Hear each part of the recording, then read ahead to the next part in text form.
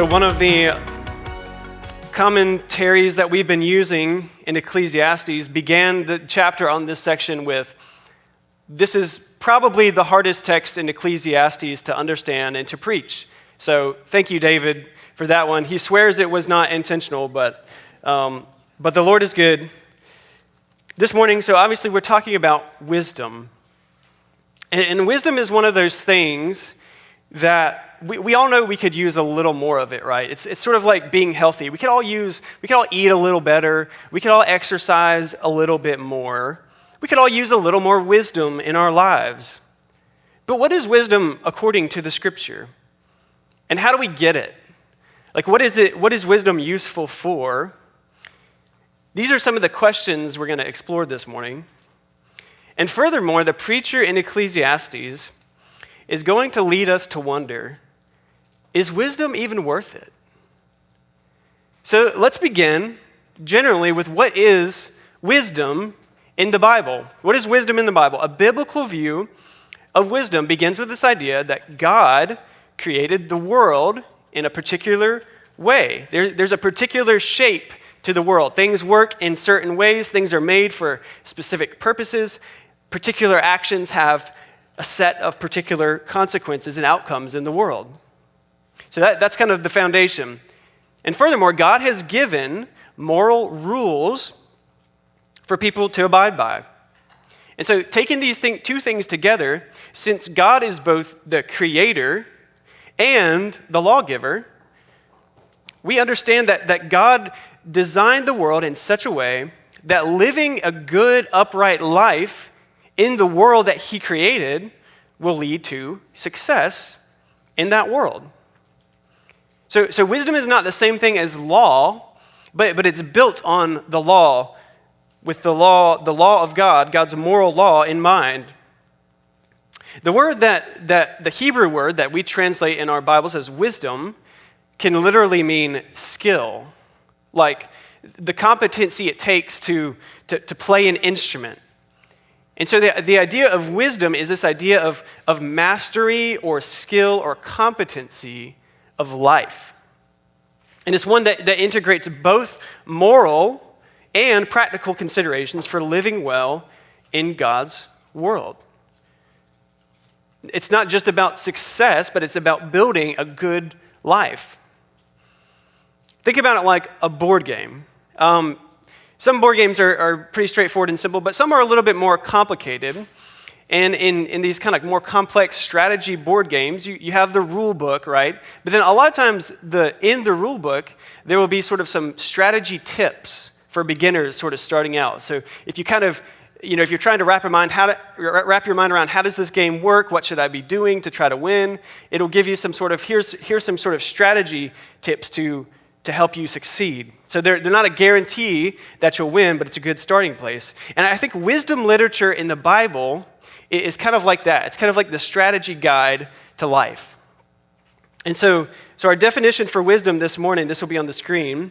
Wisdom is the skill of building a good life under God's rule in God's world. Consider the book of Proverbs. So typically wisdom, we think of the book of Proverbs as really foundational to biblical wisdom.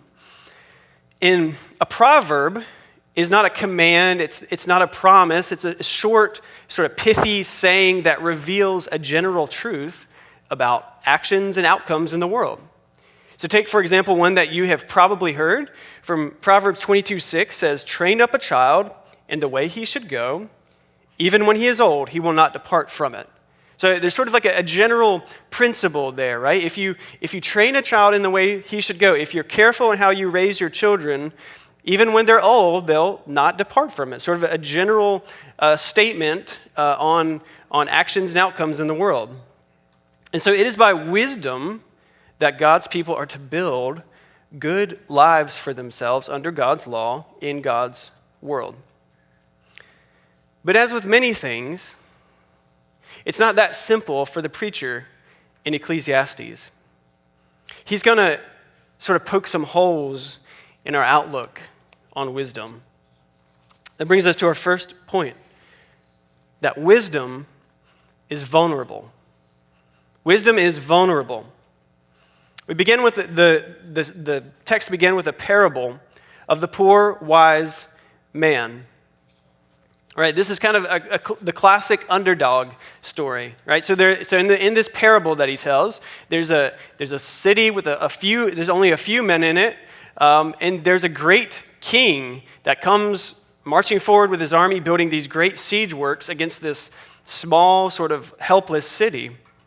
But there's a poor wise man who, by his wisdom, is able to deliver the city.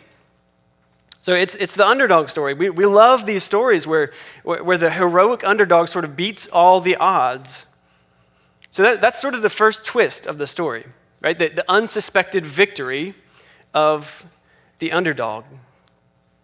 The underdog wins by his wisdom. And this is what leads the preacher to assert that wisdom is better than might. That's what he concludes. That the words of the wise heard in quiet are better than the shouting of a ruler among fools. And this is the way we expect wisdom to work. We understand that wisdom has real, tangible value in the world. But there's a second twist to this parable. Look at the second half of verse 15. Yet no one remembered that poor man.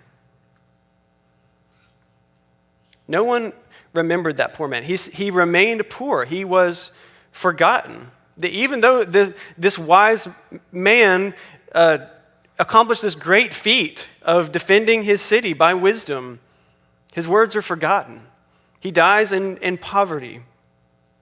And this sort of illustrates what the preacher just previously said, what we talked about last week.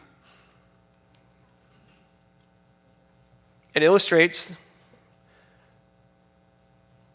that the race is not to the swift, the battle is not to the strong, nor bread to the wise, nor riches to the intelligent, nor favor to those with knowledge. Things don't always work out how you would expect them to. And so this begs the question for us. Even though wisdom brought victory, was it worth it? What was the point? And then we get into the contrast of wisdom and folly. So at the beginning of chapter 10, we get this sort of string of proverbs here. The first one is this: dead flies make the perfumer's ointment give off a stench. So a little folly outweighs wisdom and honor. So in this first proverb, even just as a few small flies can ruin a whole bottle of perfume, making it smell bad rather than smelling pleasant as it's intended to, likewise, a little bit of folly can spoil wisdom. We might say in our English proverb, one bad apple ruins the whole bunch. It doesn't take much creativity to sort of think of an example in the world. We see this kind of thing happening all the time. If you have been living under a rock the past 2 weeks, you may not have seen, but if you otherwise you would have seen this whole Coldplay scandal, right? The Coldplay kiss cam, where you've got this CEO who's at a Coldplay concert with this woman who is the head of HR at his company that he's having an affair with, and he gets caught. He gets put up on the big screen at the concert, and then the internet identifies him, and the whole thing blows up. So clearly, a little bit of folly can ruin a lot of wisdom. This guy, we don't know if he was wise, but he obviously made some really good choices in life. He's the CEO of this incredibly successful company. And just a little bit of folly, that silly mistake of having an affair, of going to a public concert and then getting caught, and then the whole country is now talking about it. He's lost his job, he's probably ruined his family, all kinds of repercussions. So a little bit of folly can ruin wisdom. So wisdom is extremely vulnerable. And then the second proverb here: a wise man's heart inclines him to the right, but a fool's heart to the left. So we see that wisdom and folly are diametrically opposed. They go in different directions. In the book of Proverbs, this idea comes up frequently, this idea of there's two ways. You can go the way of wisdom, you can go the way of folly. You have Lady Wisdom who leads into life, to success, to joy, and you have Lady Folly that leads to destruction. And notice here that it is the heart, the center of one's being that inclines him to the left or to the right. Jesus said, "For out of the abundance of the heart, the mouth speaks. The good person out of his good treasure brings forth good. The evil person out of his evil treasure brings forth evil." So this is not a matter of luck. It's not an unfortunate mistake. It's rather the disposition of the heart is what leads one into wisdom or into folly. And this is the whole framework of the book of Proverbs. The heart that fears God will be led into wisdom. The heart that does not fear God will be led into folly. And then the third proverb, verse 3. "Even when the fool walks on the road, he lacks sense, and he says to everyone that he is a fool." So even in the simple act of walking down the street, foolishness cannot hide itself. It's obvious. Even the way that the fool walks is foolish. And then finally, we get this advice on dealing with an angry ruler when his anger rises against you. And we're going to come back to that in just a minute. But if you've read the book of Proverbs, if you're familiar with kind of how wisdom literature typically works in the Bible, this is all standard fare. This is all kind of, this is par for the course as far as wisdom in the Bible goes. But now the preacher is going to turn everything on its head. We're going to see this upside down reality that he describes. So let's look at verses 5 through 7. "There is an evil that I have seen under the sun, as it were an error proceeding from the ruler. Folly is set in many high places, and the rich sit in a low place. I have seen slaves on horses and princes walking on the ground like slaves." And so this observation that the preacher makes is that he describes it as an error proceeding from the ruler. So whatever that means, the way that the king or the ruler is leading the people is leading to this error.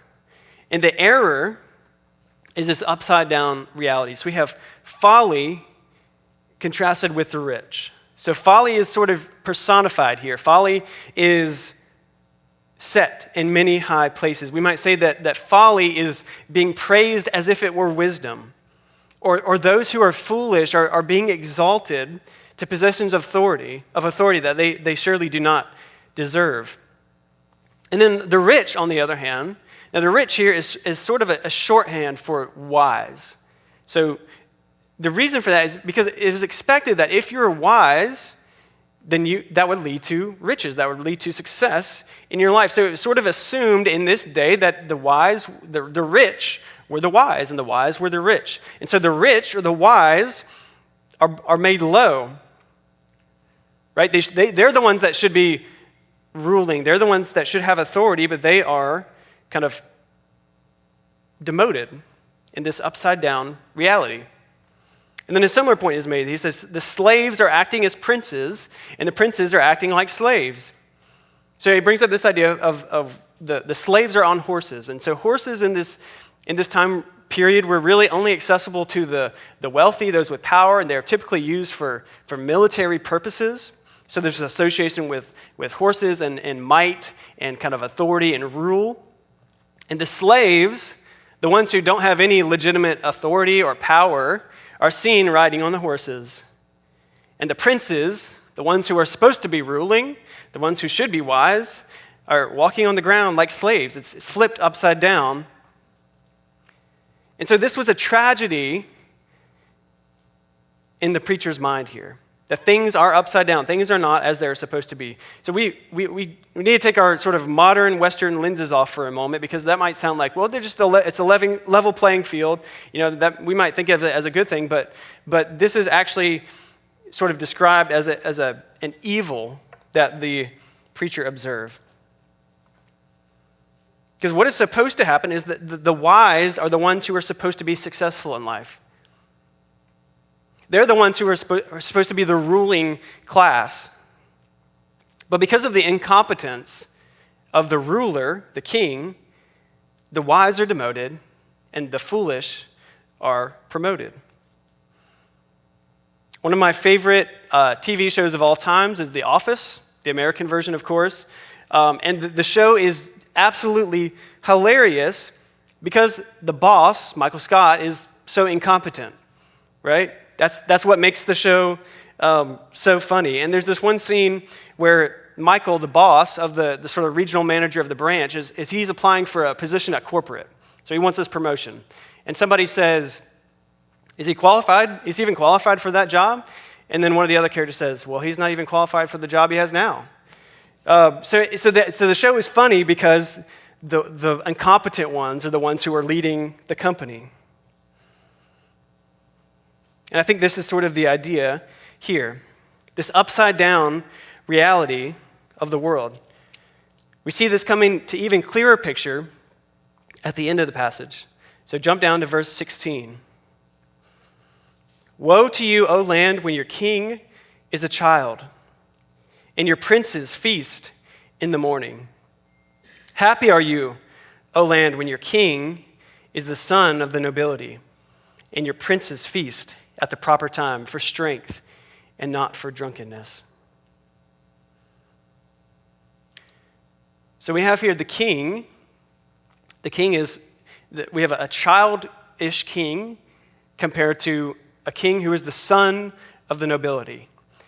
And the idea of the king being a child is sort of saying that the king is childish, he's foolish, he's incompetent at his job.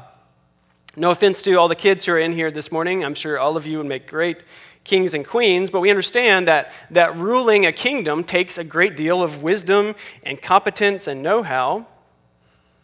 But the land suffers. The people suffer when its leader is incompetent and childish. And likewise, the princes, the ones who are also supposed to be ruling under the king, they're described as they're feasting in the morning versus feasting at the proper time. So the princes of the land, the rulers of the land, they're getting drunk in the morning time. So who's going to rule the country? Who's going to be doing the job that they're supposed to be doing? The people, the kingdom suffers when this happens, is the idea. And he adds this proverb, verse 18. Through sloth the roof sinks in, and through indolence the house leaks. So it's sort of the warning here, like, hey guys, if your princes are getting drunk in the morning, if your king is acting like a child, eventually the wheels are going to come off of this thing, right? Eventually the house is going to cave in. This can't go on forever. But then the next proverb really is going to throw a twist into this. He says, bread is made for laughter, and wine gladdens life, and money answers everything.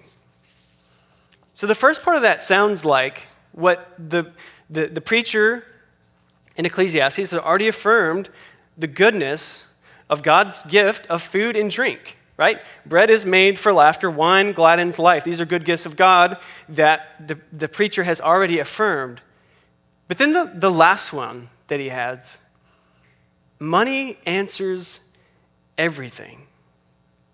And I think that's the key here, because what it points to is that the way the rulers are ruling in this upside-down reality, they're not ruling by wisdom, they're not exercising wisdom, they're ruling with their money. It's money that's getting them ahead in life and keeping them on top, and even allowing them the luxury of feasting, partying in the morning. And so in this upside-down reality, wisdom is not winning the day, money is winning the day. As they say, money talks. And so we have seen the preacher here lay out this threefold critique on the value of wisdom. In the first parable, he shows that yes, wisdom is better than might, but often wisdom is not heeded. Often it's forgotten. Secondly, he shows that wisdom is incredibly vulnerable to even a little bit of folly. And third, he observes that the world itself is turned upside down by bad leadership to where folly is exalted.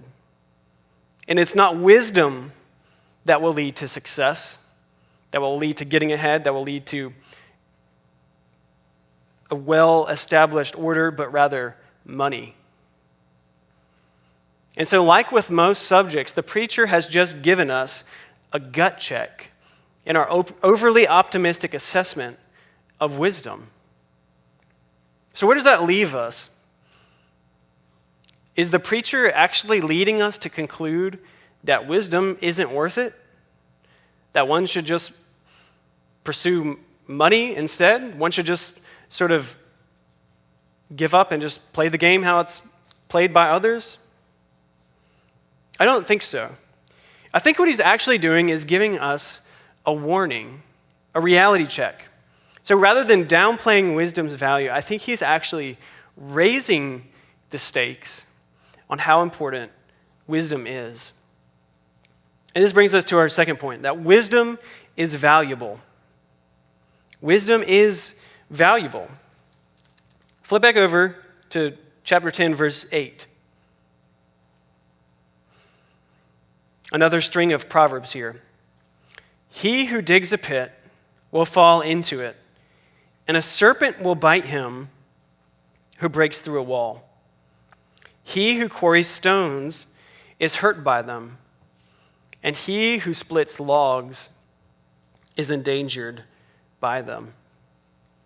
So the first two images here are images that are associated with evil doing. So digging a pit, as in like digging a pit to trap someone in, and breaking through a wall in order to steal something. So these are commonly associated with evil doing.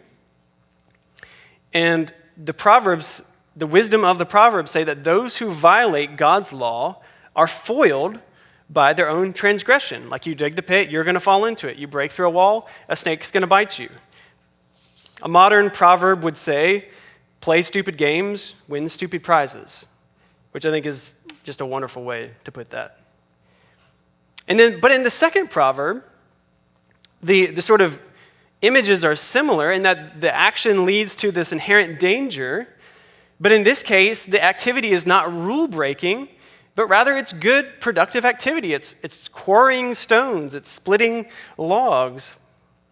But these are inherently dangerous activities, and I think taken together, these proverbs remind us that for criminals perpetrating crime or for good, upstanding citizens simply engaged in productive work, the world is a dangerous place.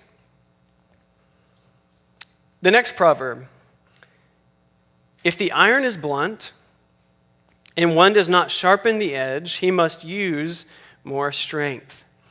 But wisdom helps one to succeed. Have you ever tried to cut something with a dull blade, a dull knife, a dull axe? You can do it, but it takes a lot more force, right? And it's actually probably more dangerous because of the extra force that it takes. But if you stop and you sharpen the blade first, if you exercise that wisdom, it'll be much easier. You'll be more successful. And the next proverb, I think, illustrates a similar point. If the serpent bites before it is charmed, there is no advantage to the charmer. So it's sort of a warning. If the snake charmer doesn't charm the snake first, if he doesn't exercise that skill or that wisdom, then there's no point. The snake's going to bite. But if he exercises that wisdom first, if he charms the snake, then the snake can then be handled properly. And so to put all this together, the point that he's conveying is that the world is a dangerous place. Therefore, wisdom is valuable, and wisdom should be pursued, and wisdom should be exercised. But how? In a world that he's described that is so inhospitable to wisdom, where rulers exalt foolishness and rule by their wealth rather than by wisdom, what kind of wisdom does the preacher here offer? I want us to consider how throughout this passage the issue of one's speech comes up, particularly in response to and reference to those who are in authority. Going back to verse 4, if the anger of the ruler rises against you, do not leave your place, for calmness will lay great offenses to rest. So just the advice, if the ruler gets angry at you, don't run away, don't fight back, just stay calm.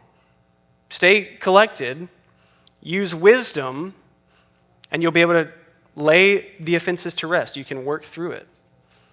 And then at the end, he says, even in your thoughts, do not curse the king, nor in your bedroom curse the rich. For a bird of the air will carry your voice, or some winged creature tell the matter. Be careful with your speech. You might be overheard. Be careful critiquing those who are powerful, those who are in authority. And then in verses 12 and following, again, we get this contrast of wisdom and folly. Verse 12 says, the words of a wise man's mouth win him favor, but the lips of a fool consume him. So the words of a wise man's mouth win him favor. By exercising wisdom, someone can navigate tricky situations and attain good outcomes. Just like the one who is before the angry ruler can stay calm and win favor in the end. And that's contrasted with the speech of the fool. The speech of the fool does not win favor, but the speech of the fool consumes him. It eats him alive. Verse 13, the beginning of the words of his mouth is foolishness, and the end of his talk is evil madness. So it starts out with foolishness and it just descends down to evil madness. A fool multiplies words, though no man knows what is to be and who can tell him what will be after him. A fool talks on and on, going around in circles. The toil of the fool wearies him, for he does not know the way to the city. So he's speaking, he's multiplying words, he's going on, and his foolish speech wears him out. He never arrives anywhere. He never gets to where he is going. And this is the kind of speech that James warns about. He says, how great a forest is set ablaze by such a small fire. And the tongue is a fire, a world of unrighteousness. The tongue is set among our members, staining the whole body, setting on fire the entire course of life, and set on fire by hell. And so one's words have the ability to build, to gain favor, and to destroy. Right? They can win to our success, or they can lead to our demise. And so we need wisdom with our speech in this world. But how do we actually gain wisdom? Because remember that wisdom is not just this isolated set of skills. You can't watch a YouTube video and learn wisdom. You can't major in wisdom in college. And in fact, you can't even just distill biblical principles and become wise. Because wisdom is the skill of building a good life under God's rule in God's world. So we start with this: the fear of the Lord is the beginning of wisdom. Even Solomon, who was the wisest person to ever live, failed in the end. But Jesus is the better Solomon. Solomon had wisdom, but he failed to use it. He went astray by folly. But Jesus is wisdom. Jesus is wisdom incarnate. And that may sound like a strange way to put it, but let me show you why I know this. In Proverbs chapter 8, wisdom is spoken of as if it were a person.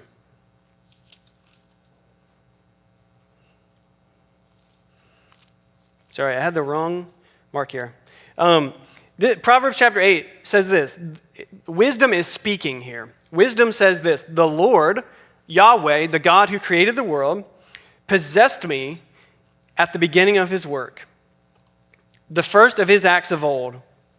Ages ago I was set up at the first, before the beginning of the earth. When there were no depths, I was brought forth. When there were no springs abounding with water, before the mountains had been shaped, before the hills, I was brought forth. Before he had made the earth with its fields, or the first of the dust of the world, when he established the heavens, I was there.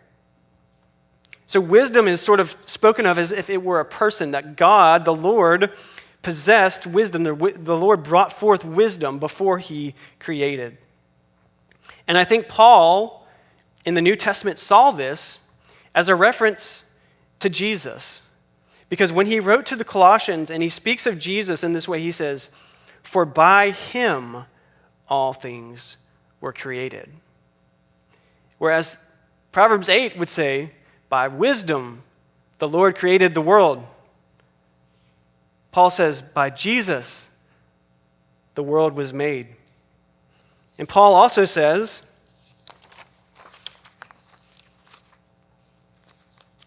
got my pages mixed up.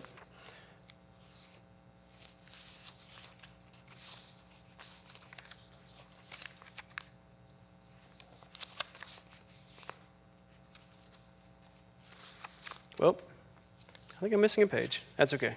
Where's my last page?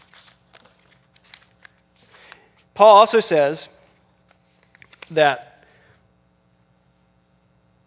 all things were created through him and for him. And so Jesus is wisdom personified. Solomon was led astray because he didn't exercise the wisdom. But Jesus is wisdom incarnate. And by his wisdom, he paid the penalty for our foolishness. And by his wisdom, he rose from the grave and offers us new life. A new life in Jesus that is imbued with his very wisdom. And that's our final point, that wisdom is found in Christ. You see, Jesus doesn't just forgive us of our sins and then leave us to figure things out. Jesus, because he rose from the grave, he actually gives us his new life, giving us his very wisdom. And he promised his disciples, he said, you're going to be persecuted. You're going to be brought before kings and rulers. And you're going to testify to the gospel. But he promised, I am going to give you wisdom and words to say so that no one can answer you. And so it is in Jesus that we find true wisdom.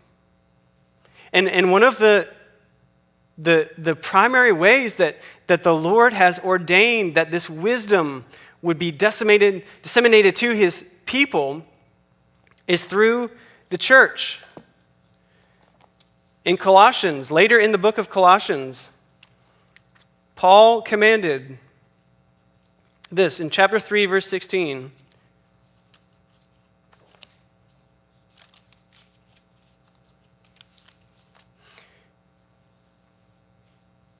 He says, let the word of Christ dwell in you richly, teaching and admonishing one another in all wisdom, singing psalms and hymns and spiritual songs with thankfulness in your hearts to God. So this is why the ministry of the church is necessarily word-centered, right? It's preaching, it's teaching, it's prayer, it's singing, it's correction, it's admonishing. It's all word-centered. It's centered on the word of Christ. Because when the church gathers together, as the word of Christ is emanating from that gathering, God's people are built up in wisdom. This is the Lord's design for the church. It's why we are here this morning. And so, for us, we live in this world that is incredibly hostile to wisdom. And wisdom is incredibly valuable because it is so vulnerable. And so I ask you this morning, do you want to be wise? Do you want to have this skill of navigating life wisely in the world that God has created with the law, the instruction that God has given?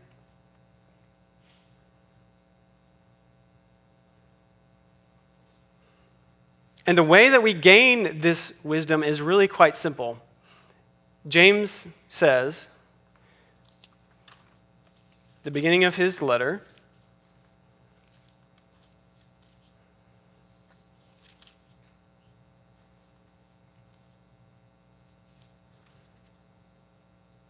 he says, if any of you lacks wisdom, let him ask God, who gives generously to all without reproach, and will be given to him. So the way that we get wisdom, the way we grow in wisdom, is we simply come to God and ask in faith that he would give us wisdom. And so if we want to be wise in this world,